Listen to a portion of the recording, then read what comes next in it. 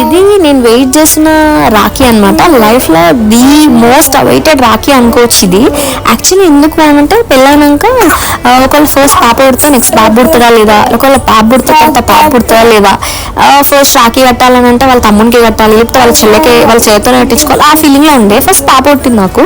తర్వాత next year నేను pregnant ఉన్నా. ఆ టైంలో నేను అసలు ఫుల్ హడావిడి ఆగమాగా ఉండే. ఎందుకంటే నెక్స్ట్ బాబు వస్తాడా లేదా, నా బిడ్డ ఇంకొకరి ఇంటికి వెళ్ళి వెతుక్కొని కట్టాల్సి వస్తుందా అట్లా ఏమో. I just wanted to have a boy ఖచ్చితంగా. సో నాకు దేవుడు అట్లనే బాబునిచ్చిండు. Most awaited and the happiest Rakhi నాకు ఇది. చాలా వెయిట్ చేసినాం లిటరలీ. ఈసారి రాఖీ కొనడానికి వెళ్ళినప్పుడు కూడా నేను చాలా హ్యాపీగా ఉన్నా. నేను మా అన్నకి రాఖీ కట్టే స్టేజ్ నుంచి నా బిడ్డ నా కొడుకుకి రాఖీ కట్టే స్టేజ్కి వచ్చేసిన అనిపిస్తుంది. మదర్ అయిన తర్వాతకి లిటరలీ చాలా చిన్న చిన్నవి కూడా హ్యాపీనెస్ ఇస్తుంది. దిస్ రాఖీ